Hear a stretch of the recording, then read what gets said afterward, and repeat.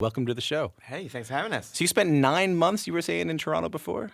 Yeah, when I was making Scott Pilgrim here in 2009, I was here for at least 9 months, I think, long time. Nice to be back. Yeah, it's great to be back. I mean, I've been back a couple of times over the years doing press, but I haven't worked here since, and I'd love to work here again. Although actually some of my crew from Toronto came on to do Baby Driver. So my assistant director, Walter Gasparovic, and my art director, Nigel Churcher, are both Toronto locals. So we can essentially say it's a local Canadian Toronto film. It is a Canadian film. There we go. Kid Koala is on the soundtrack. He's Canadian. Exactly. I know that you're a big music fan. We were just talking about Toronto record stores. I thought we'd set the mood right by starting out our interview taking a listen to this.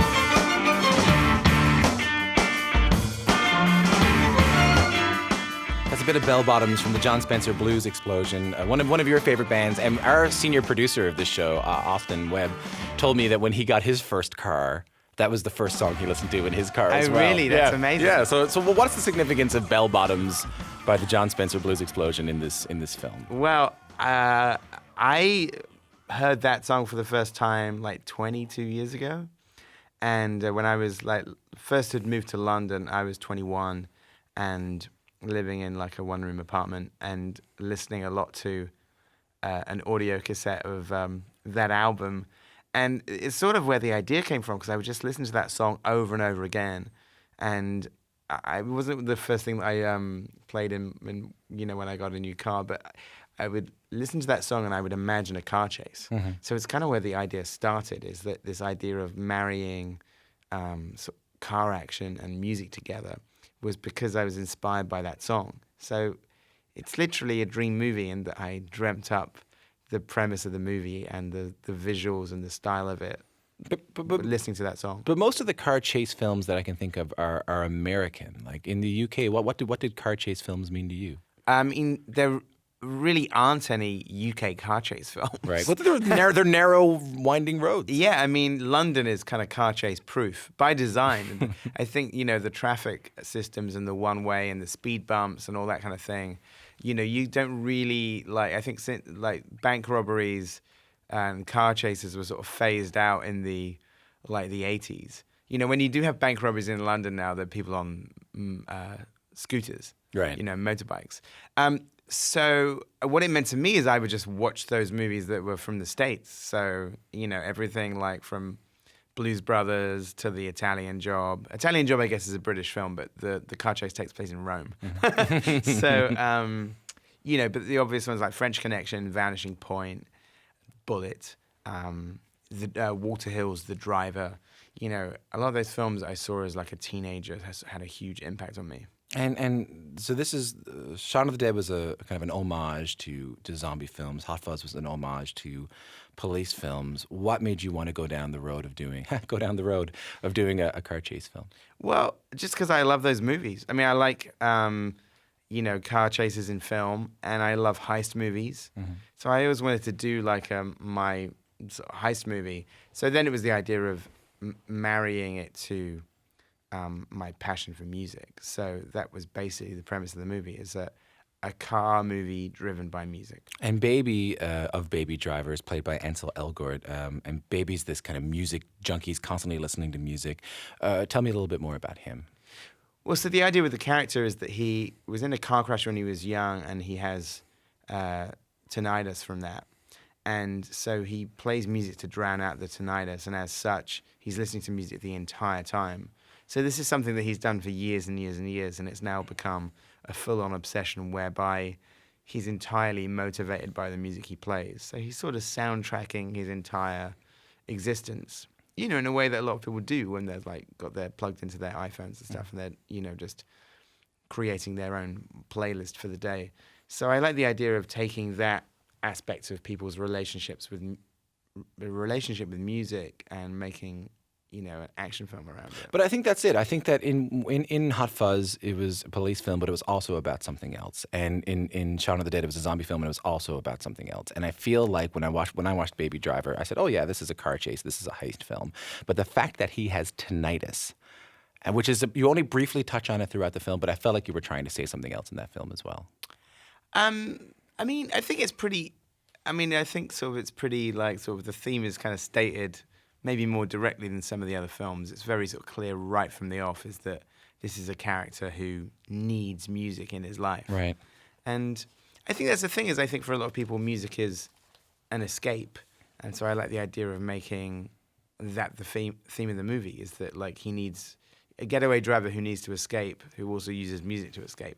And I should point out that the music you listen to in the film is not like necessarily the soundtrack. Like it doesn't score the scenes that you're watching as much as you are hearing what Baby is listening to. So any music you hear, you are to assume that the main character is also listening to that music in his headphones at the time. And there's some really incredible music. And, you have John Spencer Blues Explosion, T-Rex, Blur, Sam and Dave, Queen, Young MC, The Damned. Yeah. It's a really highly anticipated soundtrack. Barry White. Why did you choose the songs that you did? They're all like favorites of mine. I tried to make it quite eclectic. I didn't use too many contemporary songs. So I liked it being somewhat timeless in terms of like the cars, the technology, the song. So I think the most recent song is from like 2002 or something like that. Even though it's like 15 years old. So they're all, and I just like the idea. I think also that the character is like 21, but what I'm always interested about is younger music fans, and I was like this when I was a teenager. You listen to music that's before your time, but without any context whatsoever. Mm-hmm. So I used to do that when I was a teenager. I never used to listen to the music that was out at the time. Well, I mean, I did it on the radio, but the stuff that I used to buy or kind of like copy or get out of the library was always like stuff that came out 10 years before I was born. I've heard stories about like robbery drivers, not necessarily getaway drivers, but like people who do robberies, wanting to do it to a certain style of music, or, and this comes across in your film, they won't do a robbery if there's a certain song on the radio. Yeah, there's a bit in the movie that Jamie Foxx talks about his character's bats, and something that he talks about is something that I gathered from research, because I did lots of interviews with ex-cons when I was writing the script, which was amazing. And one of them told me a story. It was a guy in Boston told me a story about them. They were about to do a bank robbery, and on the radio, Guns N' Roses' cover of Knockin' on Heaven's Door was playing. And one of the guys in the car said, "This is a really bad omen, this song. This song is a jinx. We shouldn't go in there, we're going to die." Oh, my God. And so they didn't pull off this robbery. And when I heard that story, I was immediately scribbling that down, thinking, well, that's going in the script.